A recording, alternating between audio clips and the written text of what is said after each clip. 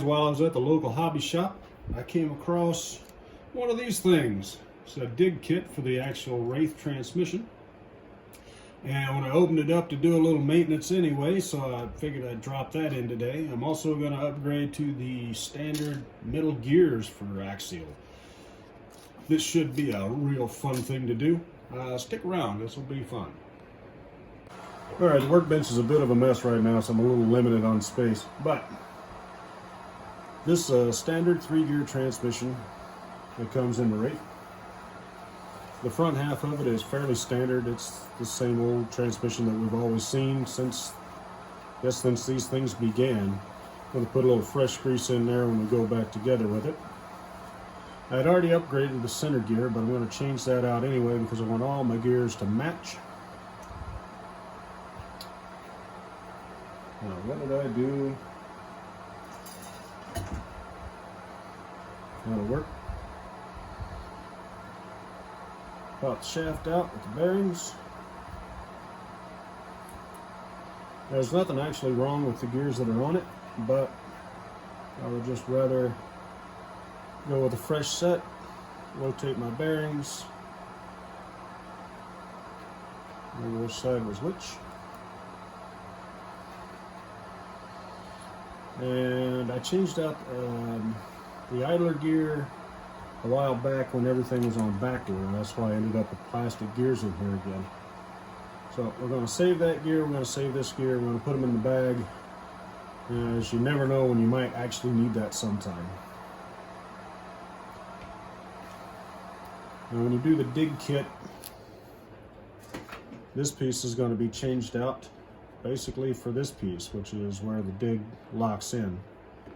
So we're going to get to that in just a minute. We'll get this apart and I'll be right back. Alright, we got everything back together. You can see down inside there, that's the business end of it. Now that's going to give you the ability to lock or unlock that rear differential, or the rear end from the transmission. We're pretty much done with that section of it. I'll show you the rest of the parts we got here. Of course, this is the standard transmission backing plate that covers all of that up. Got the connected shaft there, the locker, the slider, and the shaft. Now this piece here dogs in on one side and it's pointed on the other. So when it slides over and locks in on that, that's what locks your rear end. Now you should be able to leave that freewheeling so that you don't have either one engaged.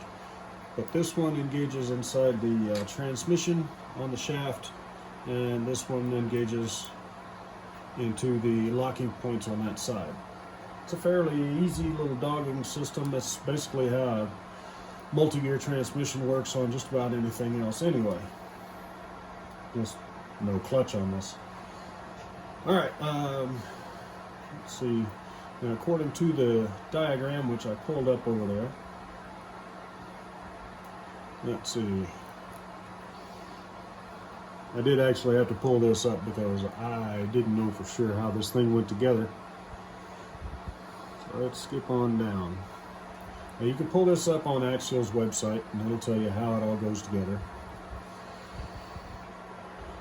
But basically, you have this shaft here, goes down in the center, like that, so that it locks in.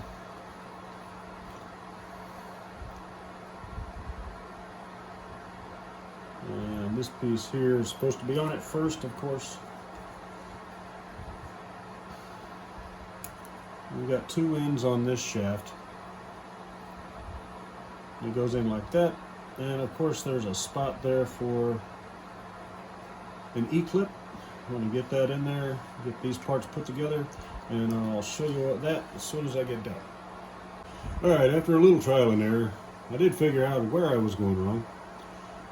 Now down inside, right here, is where the shaft goes in, and that's actually a half moon insert there. And you just have to line up the flat side of this half moon on the shaft in there when you put it all together. So I'm going to put that together real quick. I'll just try to speed this section up so you guys don't have to wait around and watch me do it.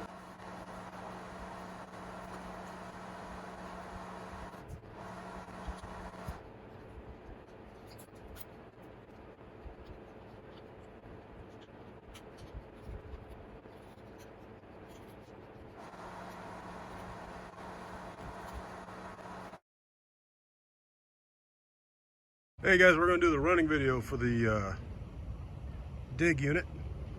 Finally got it all put together with the Wraith. Going to show you what you can and can't do basically with the dig unit involved. So right now I've got the rear end locked. I can kind of sort of crawl down the hill, make it nice and slow. Or you can freewheel it and it'll just take you all the way to the bottom. But once you lock that rear end, it'll actually halt your descent. That way you don't lose your truck down the cliff before you can get to it, or it'll just make it a lot easier to get down without going teacup over kettle. I haven't noticed any extra noise with this thing. Of course, I am using the factory dig unit. If you guys are following my Instagram, you saw the part numbers. I'll throw those up in here as well. But really, just about any time you're ready to, you can just unlock the rear end or lock it up. Locking it up makes you do 90-degree turns, and you just continue on with your way. So this is my first dig unit. I've never done this on a truck before. Took the transmission out, put the parts in. I did change out the tail shaft end cap with the aluminum STRC unit.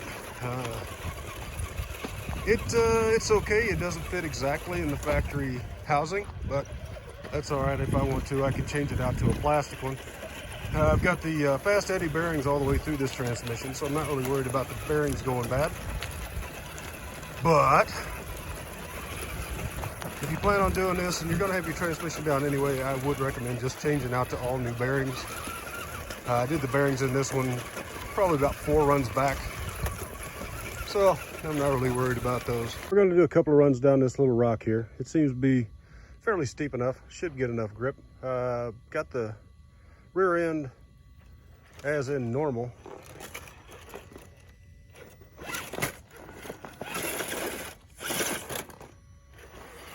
It just rolls right down that.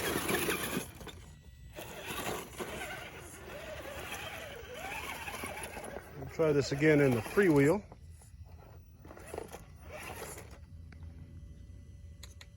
It should be one click up.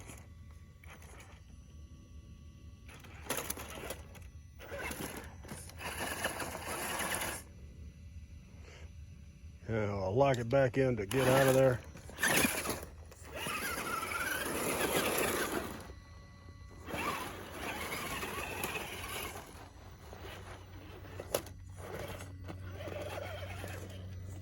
Get a little better angle to get a little more lined up this time.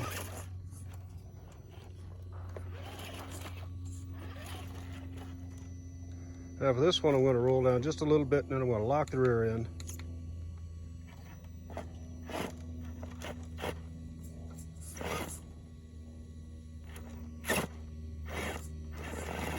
And you see, it just won't go anywhere.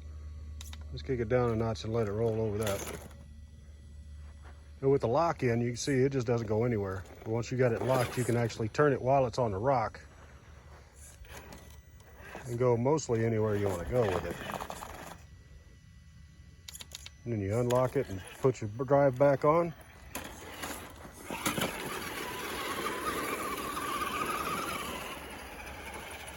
It's a really cool thing. It's not an absolutely necessary thing if you want to drive, but you know, every now and then you want to add something to your truck.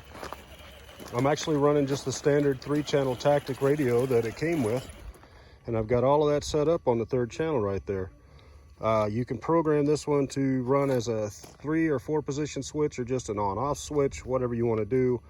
It works pretty well. I haven't had any issues with it. I've actually got this same setup working the winch on the front of my honcho, but don't have the winch in it right now. All right, let's go find some more rocks. And you really do have to have that transmission housing at least to make it work. Right now, you can pick up the stock transmission housing, which will work with just about any of the 3-gear transmission setups you've got, for I think it was $12 on Amazon. And I picked up a brand new one of those just in case when I started this project that I needed one. So I figured I'd order it, get it over with, that way I'd have it on hand. And I took all the parts off of this one. I left everything stock in it except for the metal gears that I replaced. And I should be able to take that tail shaft housing, the rear half of the transmission case, and a couple of new bearings, and turn another transmission into a Wraith style transmission without the dig, of course, because I really don't want to spend another $40 on that gear set. The servo I'm using in this one is an old Traxxas unit. It's not fantastic, but it works. It's a plastic gear, so as long as I can get on and off the trails and make sure that thing stays locked in when it's supposed to, it should be okay.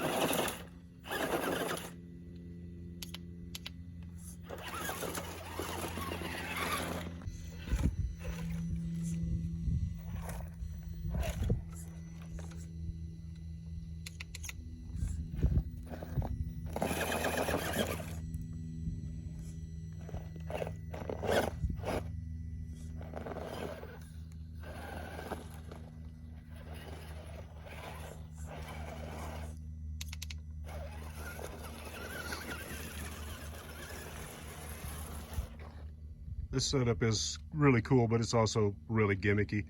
Not a lot of people are gonna say, I absolutely have to have that, because if you're competing, I'm sure this would be absolutely a must-have, so you could get around gates and things like that. But for people like me that just enjoy a little bit of fun on the side, you know, getting out on the weekends and crawling around on the rocks, it's not a must-have, but it is really neat to have. Because like right there, I can lock that rear end and make that super sharp corner, and then just drive away.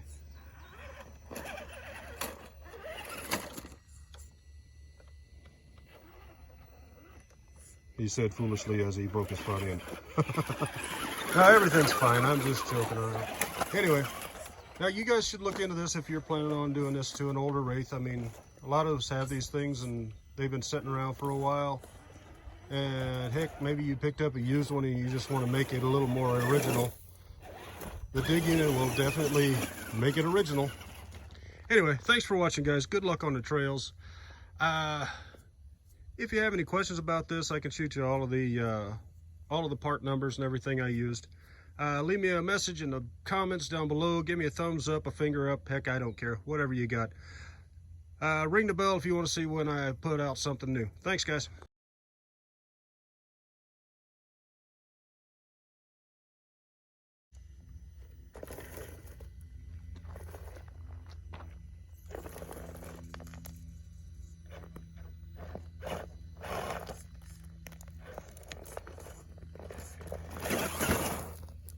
Well, look at that. It actually worked coming down that steep hill.